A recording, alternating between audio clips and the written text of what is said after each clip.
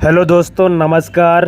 स्वागत है आप सभी का हमारे यूट्यूब चैनल सम्राट प्रदीप सतना में। तो चलिए दोस्तों, आज की जो ब्रेकिंग न्यूज़ है वो बहुत ही इंटरेस्टिंग होने वाली है, क्योंकि दोस्तों जैसे जैसे ही लोकसभा सतना के चुनाव बहुत ही नज़दीक आ रहे हैं तो वहीं पर एक दूसरे की नेताओं में होड़ मची हुई है। क्योंकि दोस्तों वीडियो शुरू करने से पहले मैं अपने सभी क्रांतिकारी साथियों से निवेदन करना चाहूँगा कि प्लीज़ हमारे चैनल को अधिक से अधिक सब्सक्राइब करें, वीडियो को लाइक करें, कमेंट करके अपनी प्रतिक्रिया जरूर दें दोस्तों कि वीडियो कैसी लगी, और बेल आइकॉन को जरूर प्रेस कर लें दोस्तों, ताकि हमारी न्यू इंटरेस्टिंग आने वाली वीडियो एवं तमाम धाकड़ वीडियो और इंटरेस्टिंग अच्छी जानकारी लेकर आने वाली वीडियो आप लोगों तक डायरेक्ट पहुँच सके। इसलिए आप लोग बेल आइकॉन को प्रेस जरूर कर लें। चलिए दोस्तों, हम वीडियो को शुरू करते हैं।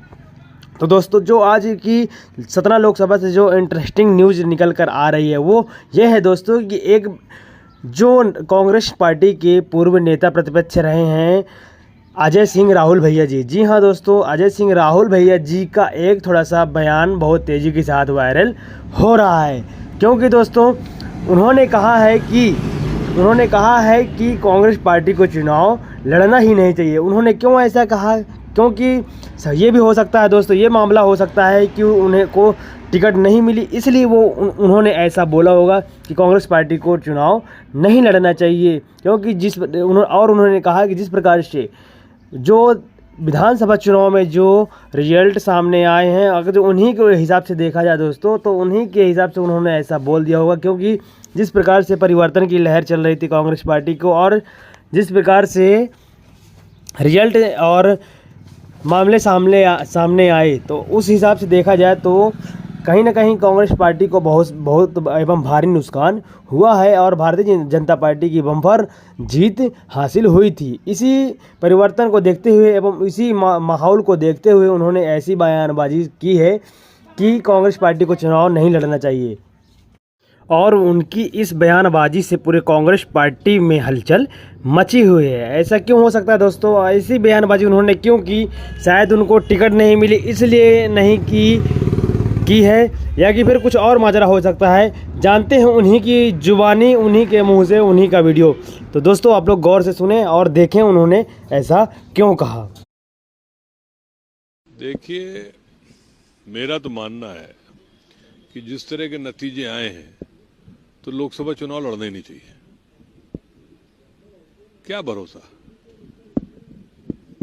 आप नहीं लड़ने की बात कर रहे हैं, क्यों नहीं लड़ना सर? क्या अभी तो आप भी जानते क्यों नहीं लड़ने की बात कर रहे हैं। जब जमीनी हकीकत कुछ दूसरी रहती है, नतीजे कोई दूसरे आते हैं, तो सभी समझदार हैं कि क्या होने वाला है।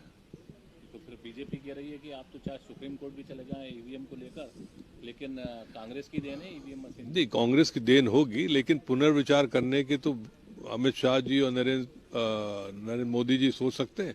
यदि पूरे देश में हल्ला है ईवीएम के बारे में, सभी विपक्षी दल उस पर प्रश्न चिन्ह उठा रहे हैं, तो यदि निष्पक्ष कराना है, सबकी आवाज बंद करनी, तो एक दफे लोकसभा चुनाव में बिना मशीन के हो जाए, फिर उसके बाद ठीक रहेगा तो चालू रखे। तो दोस्तों, हमें आशा ही नहीं एवं पूर्ण विश्वास है कि आपने पूरा वीडियो बहुत ही गौर के साथ देखा होगा और ध्यान से सुना होगा कि किस प्रकार से राहुल सिंह अजय भैया जी ने जितने भी बातें कही, ये बहुत ही खास बातें हैं, और ये बयान इनकी बातें के माध्यम से बहुत तेज़ी से सामने आया है, वायरल हुआ है। तो बहुत ही कांग्रेस एवं विपक्षी दलों में बहुत ही खलबली मची हुई। जिस प्रकार से उन्होंने कहा है कि जो कांग्रेस की ज़मीनी हकीकत रही है विधानसभा चुनाव 2023 में, और जिस हिसाब से रिजल्ट सामने आए, तो देखा गया कि भारतीय जनता पार्टी की बम्पर जीत हुई, और जिस हिसाब से परिवर्तन की लहर चल रही थी कांग्रेस पार्टी की, और कैसे वह धराशायी हो गई, और कैसे result all to all total Bharatiya Janata party के पक्ष में आए, इसलिए उन्होंने ऐसा कहा कि